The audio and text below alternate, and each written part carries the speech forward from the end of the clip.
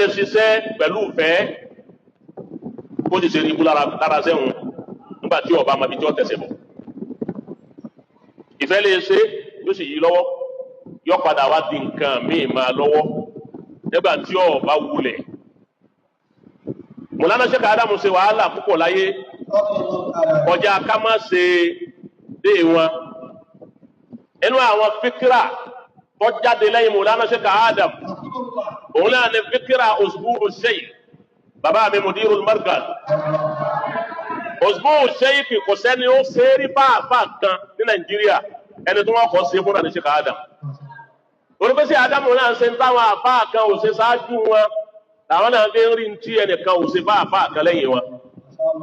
Usbu'u Sheikh fíkírà yẹn Mọ̀lánà Mudirul Markaz àwọn ni wọ́n ṣe ibtikaru fíkírà Usbu'u Sheikh Al-Thaqafi kọ́dọ̀ ọ̀pọ̀ àwọn míì ó wù wọ́n kún ó ṣe àmọ́ kí wọ́n máa wí pé wọ́n kọpí ní ọ̀jẹ́ lómi ẹnìkan ti sọ ní bí ó wà wọn náà ká máa ṣe òṣùwà àwọn síwò àwọn àmọ́ wọn làwọn kọpí ní òjá wọn ó ṣe ní ẹbí rẹ̀. Mùdírù ni wọ́n ní ẹlẹ́ẹ̀kejì al-Eidul Mi'awi kò sáàfà kan tí wọ́n ṣe fún Nàìjíríà ṣáájú Mọ̀lánà Sheikh Adamu ni wọ́n kọ́ sí al-Eidul Mi'awi àwọn ni wọ́n ṣe fún inú àwọn awaliyatu wọn ba'da wafatihi lahu awaliyatu qabla bi hayatihi wa lahu awaliyatu ba'da wafatihi àkọ́kọ́ ó di méjì àbí ẹlẹ́ẹ̀kẹta òun náà ni èyí tá ń ṣe lọ́wọ́ yìí tá ń pè ní al-Ilori Day yawmul Ilori al-Ilori Day ibò rẹ̀ lónìí أول من ابتكر هذه الفكرة هو الشيخ مسعود يسألونك عن الإلوري. òun la kọ́kọ́ ẹni tí fíkírà yìí kọ́kọ́ bọ́ sí ìròrí ẹ̀ wọ́n wá gbé kalẹ̀ pé Yawmul Ilori àwọn ọmọ ṣe ní ọdọọdún fíkírà yẹn wá di tí àwọn èèyàn máa ń gbà máa ń jowó ẹ̀ ẹni man sanna fil Islam sunnatan hasana falahu ajruha wa ajru man amila biha. àbí nǹkan báwo kà máa kọ́ la wọn rántí àdéhùn yẹn ma ebo ti dànù ni ẹni ọba la ojú ọ̀nà kankanlẹ̀ yọ ọmọ níláàdá gbogbo ẹni ọba sì tẹ̀lé ojú ọ̀nà yẹn a máa yọ pọ́ìntì lára láàdá ẹni kọ̀ọ̀kan a kọ́dà bó ṣe wá 1 pọ́ìntì láàmà yọ a kò fún ẹni tí ọkọ̀ dáàkì ní ọ̀múlẹ̀ báwa ń gbọ́ Yawmul Ilori ẹni ọkọ̀ sí ni àlùfáà ọ̀yẹ́ sí àlùnága àmọ́ ní lọrin yìí wípé ìwọ́n kọ̀ọ̀kọ́ gbé wá lọrin yọkọ̀ọ́rò rẹ̀ wá àwọn tọkọ ṣeré àwọn Mufti Jakmal ibẹ̀ ọjọ́ náà ni al-Ikhlasi lọdára ọjọ́ òun ni Yawmul Ilori ni ọwọ jẹ Yawmul Ikhlasi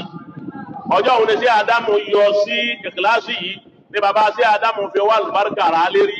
ọwọ́ òun náà ní bẹ́ẹ̀ tí ó kú mẹ́dọ̀ ní òun gbogbo kálukú ni wọ́n ń ṣe al-Ilori Day Yawmul Ilori wọ́n ti wọ́n ń ṣe ní yunifásitì àkọ́kọ́ ọ̀rọ̀ tí mo kọ́ fẹ́ sọ ń bẹ̀ láàrin yẹn òun ni pé gbogbo ẹni tí ọba ṣe al-Ilori ní Kwara níyà yín ní gbogbo iléèwé yòówù tó bá wù lè jẹ́ tí nìkan bàbá wa mẹ́ bá a fẹ́ ṣe Yawmul Ilori àkọ́kọ́ ní tí kò sọ fún wa ni pé bí àwọn ajúnú Ìlọrin táwọn ṣe tiwọn ẹ gbọ́dọ̀ kọ́ má di wípé kẹ́ má dàbí ẹni tí ọjà lè ń jí nǹkan ṣe kẹ́ má dàbí ẹni tí ẹnjí nǹkan ṣe tí wọn fẹ́ kéèyàn bá wọn bẹ wal ismu ma haka fi sọdẹríkà wàkàríhìtà aliyatola aleyhi nas kọ́má bá wa rí bẹ́ẹ̀ bàbá wa gbọ́n lè bá wọn gbogbo ẹni báyìí pé al-Ilori Day iná lọ fẹ́ ṣe ẹ gbogbo èyí ó wù léèwé tẹ́ ẹ bá ti ṣe ẹ gbọ́dọ̀ dọ́dọ̀ bàbá wọn lè bá wọn. tẹ́ ẹ bá fẹ́ kí n tẹ́ ń ṣe òun kó dìtẹ́wọ́ gbà tọwọ́ bàbá ó sì wà ń bẹ́ẹ̀ bàbá tẹ́rì ni al-Ilori wa nílọrin rèé ẹ lọ lè mú ìwọ̀n mọ́nu ètò yìí gbogbo tẹ́ ẹ bá ti ṣe kọ́dà ẹ gbọ́dọ̀ lọ́dọ̀ wọn lè gba ìmọ̀ràn bó lẹ́sìn bẹ́ẹ̀ fi ní sí ẹsẹ̀ gbé lè Yawmul Ilori wọn ò ní di nǹkan mi máa lọ́wọ́ eléyìí wà ókè bó ti wà yìí àwọn alájí wọn lè bá lọ́nà níwájú kò yìí. ẹlẹ́ẹ̀kejì ń bẹ tẹ́ẹ̀rí sí láwa wẹ́ ẹ̀rí kékeré ṣe wáàsí ọ̀rọ̀ àmì bá fa àyà tí wọ́n bá fa òun náà ìmọ̀ràn ní fi ń gbà yìí. ẹlẹ́ẹ̀kejì òun ni pé Mọ̀lánà Sheikh Adam bàbá ní àwọn nǹkan tí wọ́n ṣe uslub tí bàbá gbà kọ́ àwọn ọmọ ní kéwú ló fi já pé dọ̀la ojú kéré náà ti ń sọ yìí ní ọ̀la kó wá ó máa lé márkàsì lọ ni wọn àlebà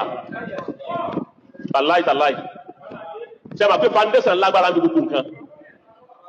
kó wá ó máa lé pé afẹ́ àwa náà fẹ́ dàbí márkàsì wọn àlebà márkàsì ní jẹ́ àlebà nù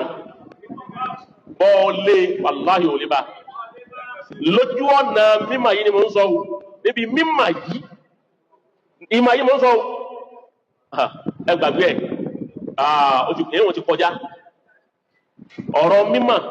ó ti kọjá èmi fi máa ń sọ wípé ẹni ó dé ní sẹ́ńtúrì bóyá ó dé ní 2000 ọlọ́run sẹ̀sẹ̀ bá òun náà jáde lọ́dálẹ̀ kéwúlẹ̀ ọ̀hán lọ fẹ́ lé Sheikh Adam bá ọjà sí Adam alẹ̀ kóró ti fẹ́ràn ọmọ akéwú tó dàbí sẹ́wù sùkúrù wọ́n gán tó dálé kéwúlẹ̀ tá lọ dàbí nú ọmọ akéwú Sheikh Adam.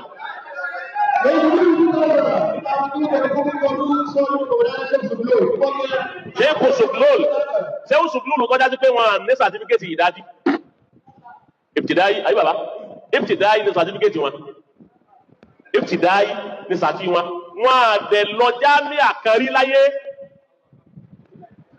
wọ́n ní tí Sheikh Adam kọ́ àwọn nìkan iná ní mẹ́mẹ́ Sheikh Adam wá ní kí wọ́n lọ ṣe tíra wọ́n wá ṣe sayaudu al-arab ila Filastin ẹ lè wo tíra bàbá wọn lè má ronú fèmí sayaudu al-arab ila Filastin ẹni tí ó lọ jámíà ó ní dèdè tí Sheikh Adam kọ́ àwọn iná ní bẹ lára àwọn ṣéwù sòkúrú wa dẹni táwọn alárúbáwá ń fi lẹ́tà aránṣẹ́ sóhun náà yọ máa bọ̀ gẹ́gẹ́ bí àfa àgbà Nàìjíríà wọ́n bá ṣe conference wọ́n wà nù ẹni tí wọ́n fi lẹ́tà pèpè máa bọ̀ wá lẹ́ni tí ò kéwúlẹ̀ lárúbáwá Mọ̀lánà Sheikh Adam ò kéwúlẹ̀ lárúbáwá wọ́n tún wá bíúdì ọmọ tóun náà ò lọlẹ̀ lárúbáwá lè kéwú mọ́jú tí wọ́n kọ́ lọ àwọn náà sì bá sàmánì tànà ọ́pá tòun ni wọ́n tún kọ́ làwọn.